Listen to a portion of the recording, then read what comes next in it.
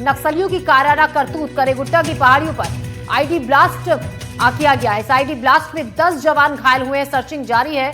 बीजापुर तेलंगाना सीमा पर यह ब्लास्ट हुआ है। डीआरजी के 9 और कोबरा का 1 जवान इसमें घायल हुआ है।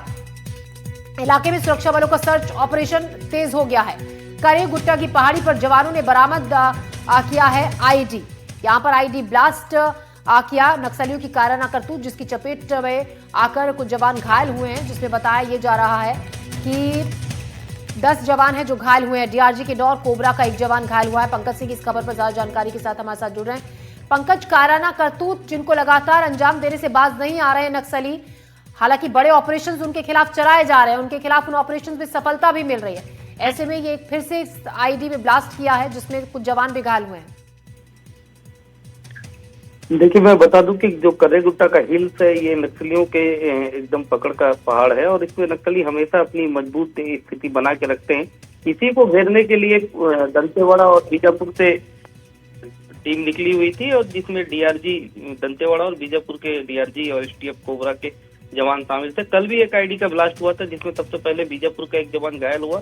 फिर शाम की खबर निकल के आई कि दंतेवाड़ा का 1 जवान इसी जगह फंस गया। रात के भी एक सीरियल ब्लास्ट हुआ, जिसपे 8-9 जवानों को जवान आईडी की चपेट में आए। हालांकि सभी जवान खतरे के बाहर हैं और जो थोड़े से ज्यादा गंभीर है उन्हें रायपुर रेफर किया गया है। मैं बता दूं कि इस इलाके में जवानों ने पहुंच करके तिरंगा फहराया है। करेगुट्टा हिल्स के साथ में 13-19 बीजापुर के पॉइंट्स में तिरंगा फहराए गए, जहां पर कई वर्षों से तिरंगा नहीं फहरा था और नक्सलियों की वहां पर सल्तनत चलती थी। तो नक्सलियों में बौखलाहट है, जिसको देखते हुए वो जवानों को रोकने के लिए जगह जगह में बम प्लांट कर रखे हैं, जिसका ही नुकसान जवानों को उठाना पड़ा है। हालांकि जवान माइंस डिटेक्टर की मदद से पूरे इलाके को सर्च कर रहे हैं। लगातार उस इलाके में नक्सलियों को पीछे खदेड़ने की कवायद जारी रखे हैं। जी पंकज, ये नक्सलियों की बौखलाहट ही है। अब वो डेडलाइन बहुत करीब आ रही है।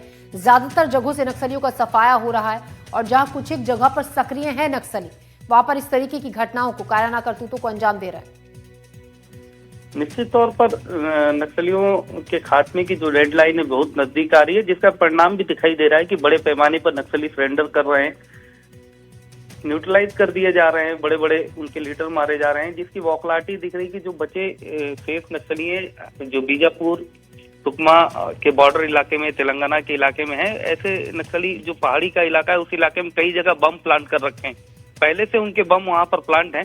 जवान हालांकि बहुत सावधानी से चलते हैं, मगर कहीं ना कहीं चूक होती है और जिसका खामियाजा जवानों को उठाना पड़ जाता है। इसी तरीके की चूक के करेगुट्टा में नजर आई। वहां पर सीरियल बम लगा के रखे हैं। जिस तरीके की जानकारी निकल के आ रही कि उस पूरे इलाके में बहुत सारे बम नक्सलियों ने पहले से प्लांट कर रखा है, क्योंकि उन्हें मालूम है कि इस इलाके में जवान का सर्च ऑपरेशन चलेगा। जी शुक्रिया पंकज जानकारी के लिए। तो इस इलाके में कई जगह इसी तरीके से बम प्लांट हैं, लेकिन जवानों का सर्चिंग ऑपरेशन भी वहां पर जारी है और पूरी कोशिश की जा रही है कि जल्द से जल्द जो आईडी वहां पर हैं उनको बरामद कर निष्क्रिय कर दिया जाए। बहुत शुक्रिया पंकज जानकारी के लिए।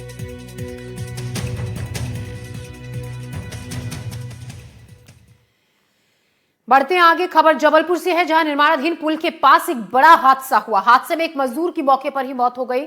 निर्माणाधीन पुल के पिलर की सेंटरिंग गिरने से यह हादसा हुआ। हादसे में 2 मजदूर घायल हुए हैं, जिनका इलाज चल रहा है। घटनास्थल पर जांच कर रहे हैं अधिकारी। न्यू बेड़ाघाट के पास NHAI पुल पर यह हादसा हुआ। NHAI के द्वारा यह पुल बनाया जा रहा था, जिस दौरान अचानक से सेंटरिंग टूट कर गिर गई। इसकी चपेट में वहां काम कर रहे मजदूर आ गए। एक मजदूर की मौके पर ही मौत हो गई। 2 अन्य घायल हुए हैं। घायलों का अस्पताल में इलाज चल रहा है। NHAI के द्वारा ये पुल बनाया जा रहा था, जहां पर यह हादसा हुआ। ये देखिए, कोई प्रोटेक्शन नहीं किसी प्रकार का। खबर इंदौर से है, जहां रिटायर्ड शिक्षक की इलाज के दौरान मौत हो गई। परिजनों ने दूषित पानी को बताया मौत का कारण। कांग्रेस की वार्ड अध्यक्ष भी मौजूद थे।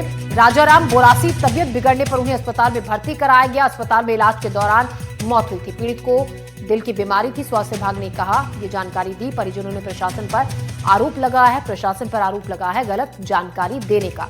तो इंदौर में रिटायर्ड शिक्षक की इलाज के दौरान मौत हो गई।